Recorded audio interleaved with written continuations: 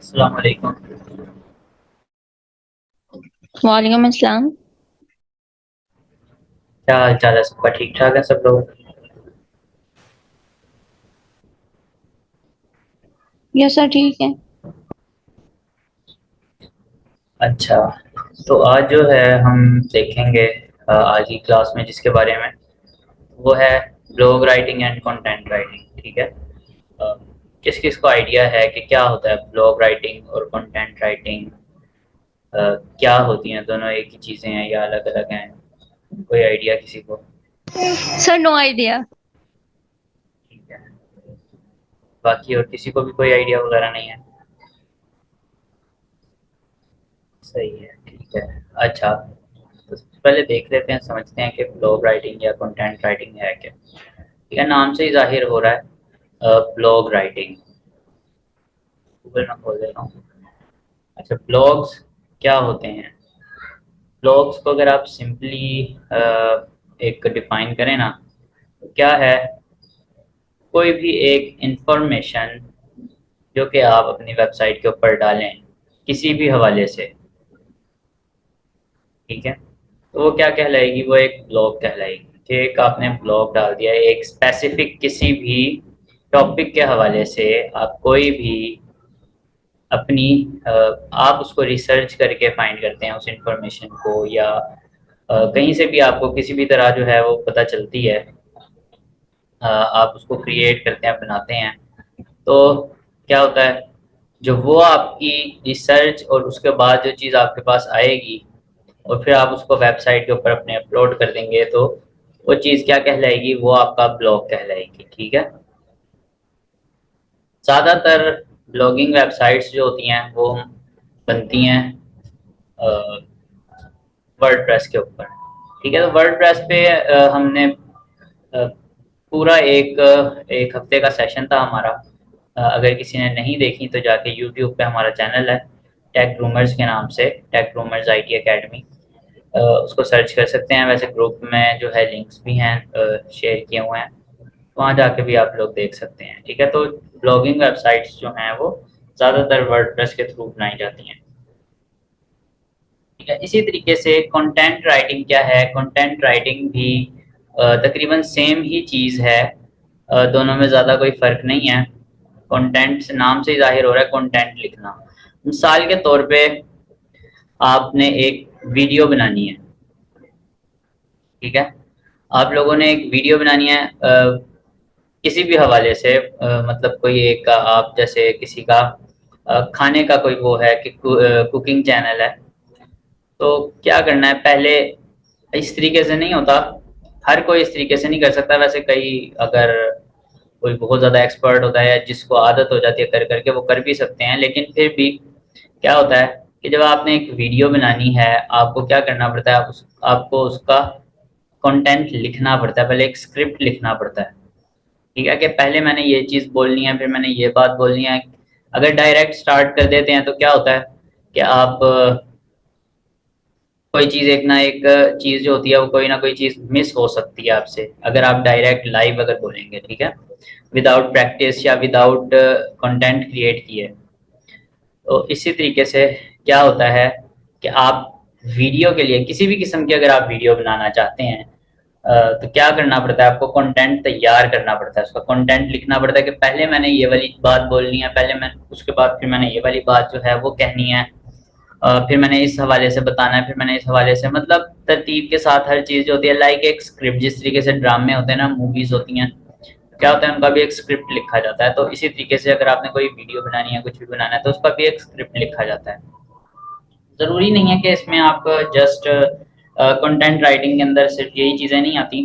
Content writing में आपकी post creation भी आ जाती है। ठीक है, जैसे आपको याद होगा हमने पीछे किया था जो कैनवा का कोर्स हमने किया है ग्राफिक डिज़ाइनिंग में, तो उसमें क्या था? उसमें भी हमने कंटेंट ही क्रिएट करना होता है। कंटेंट क्रिएट करने से मुराद क्या है कि आपने उसके ऊपर इंफॉर्मेशन डाली, आपने एक पोस्ट बनाई, पोस्ट बनाने के बाद क्या किया? आप उस पोस्ट को एडजस्ट करते हैं, बनाते हैं, उसके अंदर कंटेंट अपनी मर्जी का डालते हैं कि इसकी, फॉर एग्जांपल अगर आपने क्लास लेनी है, कोई ऑनलाइन कोर्स है, जैसे हमारा कोर्स चल रहा है, तो क्या है, आप पहले एक पोस्ट बनाएंगे, उस पोस्ट के ऊपर आप लिखेंगे कि किस हवाले से हमारा जो है कोर्स होगा, टॉपिक क्या है उस कोर्स का, उसकी ड्यूरेशन कितनी है, टाइमिंग उसकी क्या होगी, क्या क्या चीज़ें हम उस कोर्स के अंदर कवर करेंगे, उसके बाद कॉन्टैक्ट इन्फॉर्मेशन डालेंगे। तो ये सारी चीज़ें जो हैं, ये सारा क्या, इसको हम कह सकते हैं, ये भी कंटेंट क्रिएशन के अंदर आता है, कंटेंट राइटिंग के अंदर आता है। ठीक है, कि हम कंटेंट बनाते हैं। उसके बाद जब बात आती है वेबसाइट्स की, तो वेबसाइट्स में भी क्या होता है कि जब आप एक ब्लॉग लिखते हैं, तो ब्लॉग लिखने के बाद क्या होता है, आप ब्लॉग्स के अंदर इमेजेस ऐड कर सकते हैं, वीडियोस ऐड कर सकते हैं।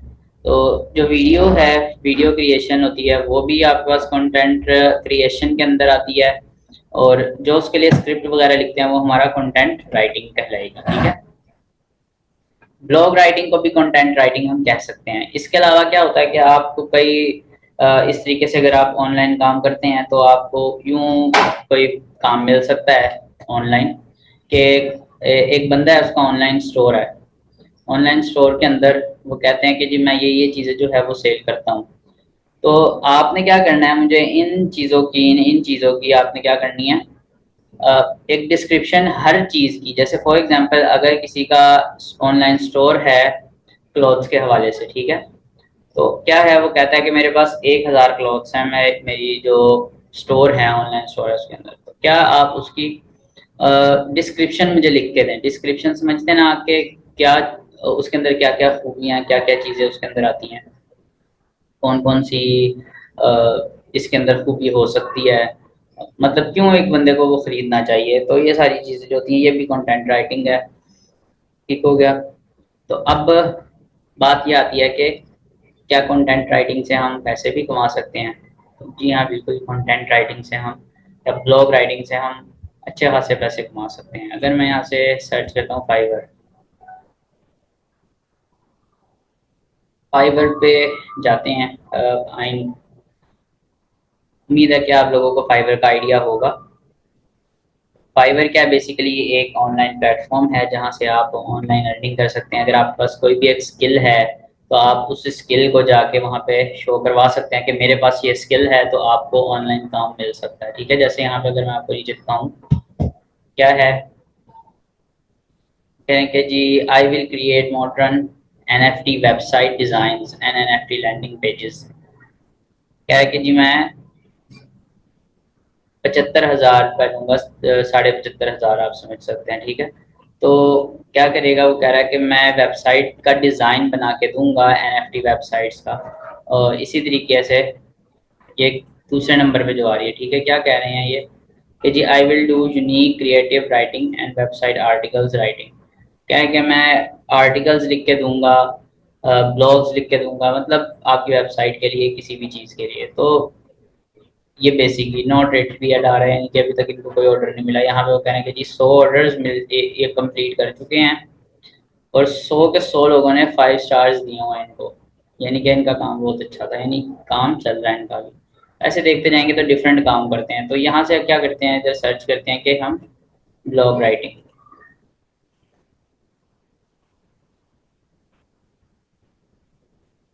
ब्लॉग राइटिंग सर्च किया मैंने, ब्लॉग राइटिंग में नीचे आता हूँ। जैसे क्या हुआ, यहाँ पे वो कहने के जी I will write engaging SEO articles for your fishing blog. ठीक है, वो कहने के I will do SEO article writing, blog writing and rewriting. मतलब पैसे कितने ले रहे हैं ये, 6,000 रुपये ये ले रहे हैं, 3 ये ले रहे हैं, 3 ये ले रहे हैं, 15,000 रुपये ये ले रहे हैं। ये क्या करें, आई will right an article for your business और टेक्नोलॉजी ब्लॉग। ठीक है, इसी तरीके से अगर आप जाते जाएंगे तो कई लोग हैं, ये 30,000 रुपये ले रहे हैं SEO ब्लॉग्स लिखने के। ठीक है, तो मतलब बहुत सारे लोग जो हैं इससे पैसे कमा रहे हैं। अब बात ये आती है कि आपने करनी किस तरीके से है, ब्लॉग राइटिंग या SEO राइटिंग करनी कैसे है, किस तरीके से आप कर सकते हैं। ठीक है, तो एक तरीका जो इसका आम तरीका आप कह सकते हैं, जो कि है कि आप नेट के ऊपर जाएं। नेट पे जाने के बाद आप क्या करें, सर्चिंग करें, अपने टॉपिक के बारे में सर्च करें, और सर्च करने के बाद उस टॉपिक के हवाले से मेन मेन पॉइंट्स आप बना लें और उनको अपनी वर्डिंग में एक्सप्लेन करें। ठीक है।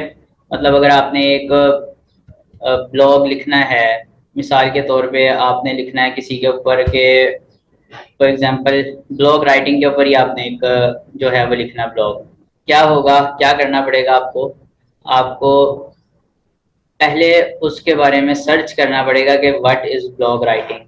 फिर उसके बाद आपने देखना पड़ेगा, आप देखेंगे कि उसके अंदर होती क्या क्या चीज़ें हैं, कौन कौन सी चीज़ें हैं जो ब्लॉग राइटिंग राइटिंग के अंदर आती हैं, आर्टिकल राइटिंग, मतलब बड़ी डिफरेंट चीज़ें, बहुत सारी चीज़ें उसके अंदर आ सकती हैं। तो क्या करना पड़ेगा आपको, सर्चिंग करनी पड़ेगी, अच्छी खासी सर्चिंग करनी पड़ेगी। सिर्फ इतने से भी काम नहीं चल सकता कि आप एक वेबसाइट से जाएं, वहां से आपने एक पैराग्राफ उठा लिया और उसको आपने अपने ब्लॉग में लिख दिया, और फिर दूसरी वेबसाइट पे जाके आपने एक और पैराग्राफ उठा लिया और फिर उसको आपने अपनी वेबसाइट पे डाल दिया। इस तरीके से आप नहीं कर सकते, हरगिज़ नहीं कर सकते। क्यों नहीं कर सकते? क्योंकि जब हम इस तरीके से करते हैं तो एक वर्ड है प्लेजरिज्म। किसी को पता है इस वर्ड के बारे में? किसी ने सुना है अभी तक प्लेजरिज्म वर्ड? क्या होती है प्लेजरिज्म? प्लेजरिज्म क्या है कि जब हम किसी की भी चीज़ कॉपी करके डालते हैं अपने वेबसाइट के ऊपर, दैट इज कॉल्ड प्लेजरिज्म। यानी एक बंदे ने अपनी वेबसाइट के ऊपर एक पैराग्राफ डाला हुआ है, तो आप क्या करें, उस पैराग्राफ को सेम टू सेम कॉपी करें, और कॉपी करने के बाद सॉफ्टवेयर सॉफ्टवेयर नहीं, प्लेजरिज्म जो है बेसिकली एक वर्ड है, जो कि एक टर्मिनोलॉजी है, यूज होती है कॉपीराइट के लिए ही यूज होती है। कहाँ पे यूज होती है? तब यूज होती है जब हम किसी की चीज को कॉपी करते हैं। ठीक है। प्लेजरिज्म जो आती है वो ज्यादातर हम यूज करते हैं वर्ड जब हम राइटिंग कर रहे होते हैं, लिख रहे होते हैं। ठीक है। तो प्लेजरिज्म उसमें कहलाती है। अब आपकी बाज़ औक़ात ऐसा होता है कि आपके एक वर्ड की प्लेजरिज्म आ रही होती है, आपके मतलब कभी कभार होता है कि आपकी पूरे पूरे पैराग्राफ्स की प्लेजरिज्म आ रही होती है। ठीक है। तो प्लेजरिज्म जो होती है अ, उससे हमारी जो ब्लॉग है, जो हमारा कंटेंट है, वो फ्री होना चाहिए, यानी उसके अंदर बिल्कुल भी प्लेजरिज्म नहीं होनी चाहिए। ठीक है। यानी कि कहीं से भी कॉपी किया हुआ टेक्स्ट नहीं होना चाहिए वो। इस बात का आपने ख्याल रखना है, वरना क्या होता है कि आपका ब्लॉग जो है वो डिलीट भी कर सकते हैं, और प्लेजरिज्म आ जाएगी आपकी वेबसाइट भी जो है, अगर आपकी वेबसाइट पे प्लेजरिज्म आएगी तो आपकी वेबसाइट भी बंद हो सकती है। ठीक है। तो मतलब इसके बड़े ज़्यादा नुकसानात हैं। तो प्लेजरिज्म जो है वो बिल्कुल नहीं होनी चाहिए, यानी बिल्कुल यूनिक कंटेंट होना चाहिए आपका, जो पहले कभी किसी ने नहीं लिखा। ठीक है। तो इस चीज़ का ख्याल रखना है। तो इसीलिए मैंने आपको कहा कि हम क्या एक बार ये नहीं कर सकते कि हम एक वेबसाइट पे जाके वहाँ से एक पैराग्राफ कॉपी कर लें, दूसरी वेबसाइट पे जाके दूसरा पैराग्राफ कॉपी कर लें। तो ये काम बिल्कुल हम नहीं कर सकते। ठीक है। ये तो हो गई कि ये हो गई पुरानी बात। ठीक है। ये मैं आपको बता दूं कि पहले हमें क्या करना पड़ता था। अगर कोई यूनिवर्सिटी स्टूडेंट है आप में से, या अगर किसी ने यूनिवर्सिटी पढ़ा हुआ है, तो उनको आइडिया होगा कि जब असाइनमेंट्स वगैरह भी मिलती हैं, तो असाइनमेंट्स के लिए भी क्या करना होता था, क्या करना पड़ता है कि आपको पहले अच्छी खासी जो है सर्च करनी पड़ती है, रिसर्च करनी पड़ती है, फिर उसको देख के सारा कुछ वो करना पड़ता है, तैयार करनी पड़ती है अपनी असाइनमेंट। ठीक है। लेकिन अब क्योंकि ये दौर जो है ये आर्टिफिशियल इंटेलिजेंस का दौर है। ठीक है। बहुत ज़्यादा आर्टिफिशियल इंटेलिजेंस क्या होती है वैसे? किसी ने कोई पहले वर्ड सुना हुआ है आर्टिफिशियल इंटेलिजेंस? तो कोई इसकी एग्जांपल अगर देना चाहे, कोई आर्टिफिशियल इंटेलिजेंस की एग्जांपल अगर कोई देना चाहे, किसी को अगर पता हो कि कहाँ पे आर्टिफिशियल इंटेलिजेंस यूज होती है, या ये है क्या चीज़ आर्टिफिशियल इंटेलिजेंस? किसी को आइडिया है कोई?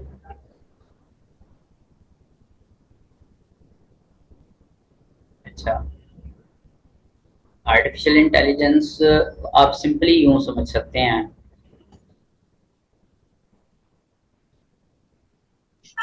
यस सर, मैंने उस पे ना एक वीडियो बनाई थी। अच्छा, सही। हाँ। अ, इन्होंने कहा है प्लेन्स। नहीं, प्लेन्स तो हम नहीं कह सकते। प्लेन्स इस हिसाब से कह सकते हैं कि जो जदीद प्लेन्स आ रहे हैं, या जो खुद ब खुद कंट्रोल करते हैं, ऑटो पायलट पायलट पे कर सकते हैं, उसको भी हम बहरहाल कह सकते हैं कि आर्टिफिशियल इंटेलिजेंस है। लेकिन जो आर्टिफिशियल इंटेलिजेंस, सही आर्टिफिशियल इंटेलिजेंस जो है वो है लाइक हाँ ठीक है।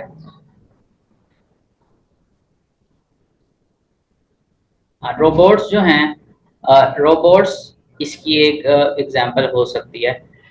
रोबोट्स भी कौन से वाले, जो कि अपनी मर्जी से काम कर सकें। अपनी मर्जी से मुराद ये है कि हम उसको एक दफ़ा गाइड कर दें और वो खुद ब खुद जो है उस पे काम कर सके। जिस तरीके से अगर डोरेमोन को आप सब लोग जानते होंगे, ठीक है। डोरेमोन क्या है? डोरेमोन एक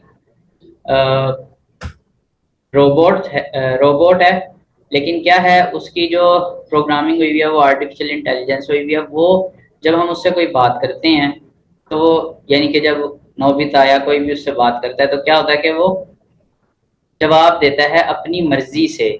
जो सवाल होता है उसी के मुताबिक, ये नहीं कि रटे रटाए जवाबात या इस तरीके से, ये नहीं है, ठीक है। आर्टिफिशियल इंटेलिजेंस आगे जाके तो बहुत ज़्यादा पावरफुल होने वाली है, क्योंकि अब तो बहुत ज़्यादा जो है आर्टिफिशियल इंटेलिजेंस का दौर आ गया है और मुमकिन है कि जल्दी शायद इस तरीके के वैसे तो रोबोट्स आना शुरू हो भी गए हैं अच्छे खासे। बहरहाल जो आर्टिफिशियल इंटेलिजेंस है वो बहुत ज़्यादा आजकल जो है तेज़ी से फैल रही है। और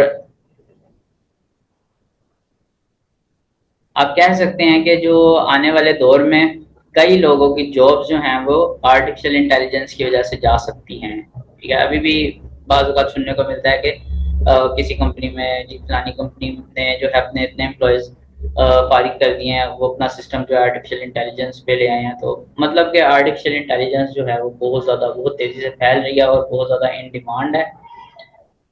फ़ायदा भी इसका बड़ा है कि इंसान जो है वो काम कर कर के एक ही काम को बार-बार कर कर के थक जाता है, लेकिन जो रोबोट होता है, जो आर्टिफिशियल इंटेलिजेंस के थ्रू काम करेगा, वो थकेगा नहीं। इसी तरीके की एक टेक्नोलॉजी है आर्टिफिशियल इंटेलिजेंस पे जो बनी हुई है, वो है चैट जीपीटी। चैट जीपीटी, तो चैट जीपीटी के बारे में किसको पता है? एनी आइडिया चैट जीपीटी क्या होती है? क्या चीज़ है? किसी ने यूज़ किया है पहले चैट जीपीटी को?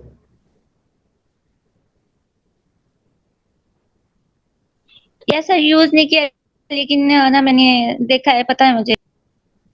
सही। अच्छा, चैट जीपीटी मतलब सर वो इंसान, हुँ। वो काम इंसान नहीं कर सकता जो चैट जीपीटी कर सकती है। क्या इंसान वो काम नहीं कर सकते जो चैट जीपीटी कर सकती है? आपने क्या कहा है? यस सर, मतलब हम लिखने में कोई गलती कर देते हैं, लेकिन जो हम सर्च करते हैं वो पॉइंट टू पॉइंट हमें दे देती है उसके बारे में इंफॉर्मेशन। ठीक है, सही। अच्छा, अब ये एक जो है मैसेज किया कि ये कंटेंट लीक कर देती है। अच्छा, ठीक है, ये भी सही है कि 2021 तक का डाटा है इसके ऊपर। अच्छा, क्या सिर्फ़ ये कंटेंट ही लिख के देती है? मतलब कि कंटेंट से मुराद तो ये हो गया ना कि आपने इसको टॉपिक के बारे में, किसी भी टॉपिक के बारे में आपने इसको कहा और या उस टॉपिक के बारे में आपको इन्फॉर्मेशन दे देती है, सिर्फ़ इसका इतना ही काम है? इससे ज़्यादा किसी ने काम किया इससे कि किसी टॉपिक के बारे में पूछ लिया या कुछ पूछ लिया, या इसके अलावा और कोई काम कर सकते हैं हम चैट जीपीटी से? चैट जीपीटी जो है ना सिर्फ इसलिए नहीं है कि इससे सिर्फ कंटेंट ही क्रिएट किया जाए। कंटेंट क्रिएशन के लिए बेस्ट टूल है आजकल के दौर में, ठीक है, ये भी मैं आपको बता देता हूँ। ज़रूरी नहीं है कि आप जो है आजकल के दौर में, मतलब इतना कौन जाएगा जी पहले 10 कोई सैकड़ों वेबसाइट जाके पहले सर्च करे, उसके बाद जाके हाँ, उसमें जाके सर्च करे और डिफरेंट वेबसाइट्स के ऊपर जाके देखे, ठीक है, और फिर जाके एक ब्लॉग लिखे। यानी पहले ये होता था कि टाइम लग जाता था इसमें, कितने घंटों कई बार हफ्तों लग जाते थे एक एक ब्लॉग लिखने में, ठीक है। लेकिन अब जो है चैट जीपीटी क्योंकि आ गई है, ठीक है, चैट जीपीटी जो है वो आपको हर चीज़ का जो सॉल्यूशन है वो दे देती है, हर चीज़ का आंसर दे सकती है। अब ये भी मैं आपको एक बात बता दूं कि जो चैट जीपीटी है इसके थ्रू आप प्रोग्रामिंग भी कर सकते हैं।